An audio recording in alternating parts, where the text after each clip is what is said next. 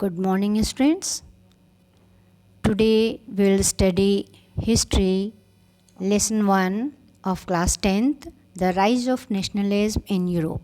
But before that, let me tell you the content or syllabus of the history.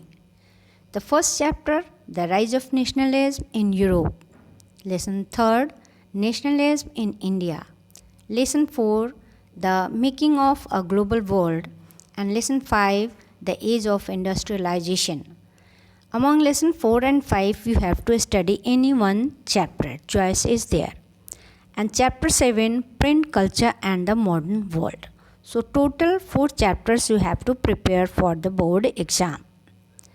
Now, let's start Lesson 1, The Rise of Nationalism in Europe. This chapter we will start with the picture. This picture has been made by Frédéric Soury in 1848.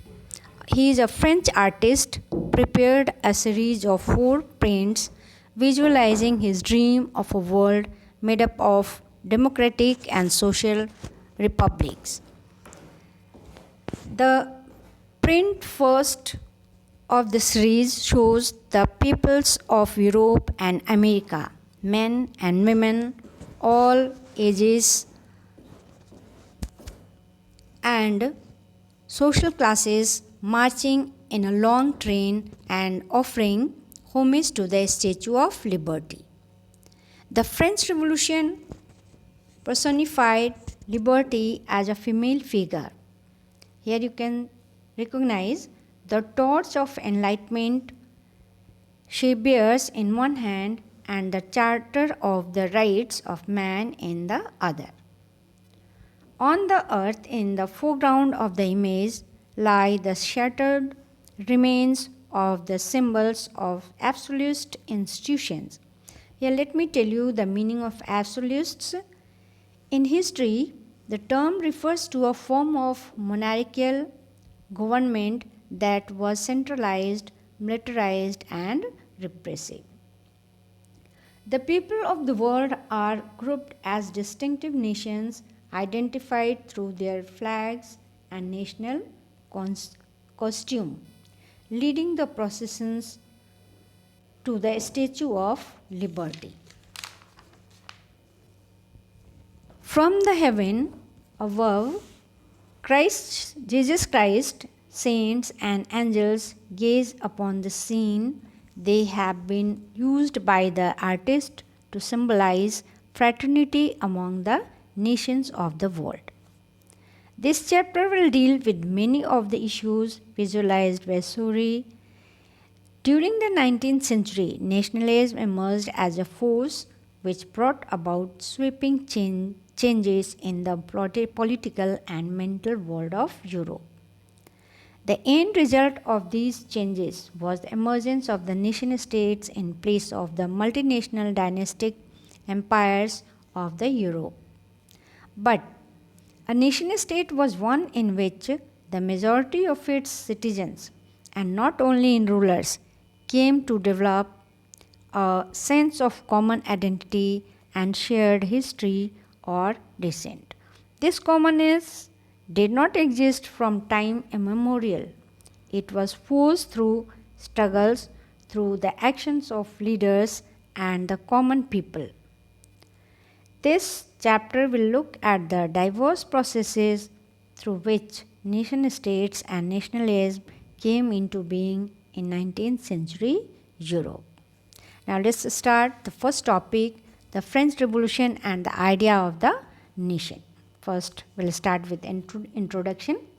The first clear expression of nationalism came with the French Revolution in 1789.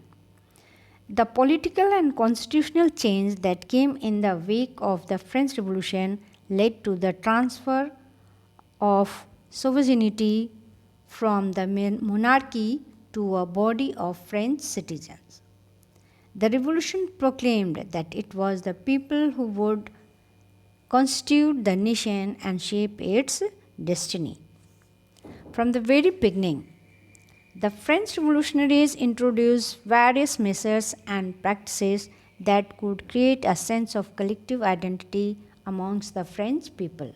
The ideas of la patrie means the fatherland and le citoyen means the citizen, emphasized the notion of a united community, enjoying equal rights under a constitution.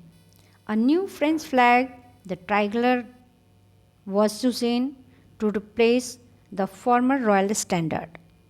The State General was elected by the body of active citizens and renamed the National Assembly.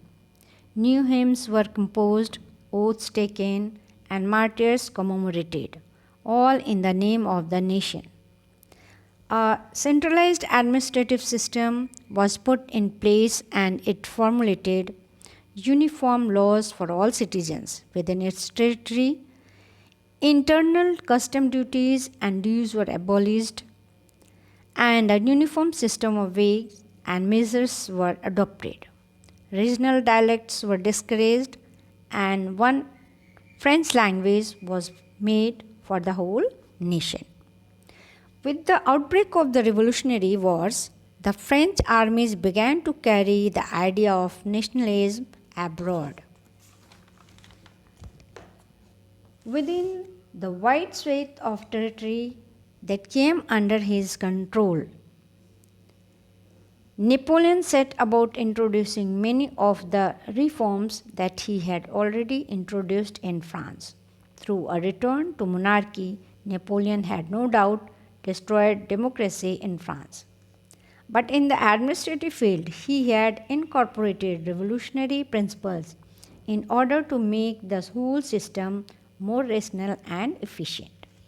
The Civil Code of 1804, usually known as the Napoleonic Code, did away with all privileges based on birth, established equality before the law, and secured the right to property. This code was exported to the regions under French control. Napoleon simplified administrative divisions, abolished the feudal system, and freed peasants from serfdom and manorial dues. In the towns, too, guild restrictions were removed, transport and communication systems were improved, peasants, artisans, workers, and new businessmen enjoyed a new-found freedom. However, in the areas which he conquered did not go hand in hand with political freedom. He increased taxes, put censorship, forced conscription. Here, conscription means recruited people in his army forcibly into the French armies, and in the last, he was defeated in the Waterloo War in 1815. Thank you.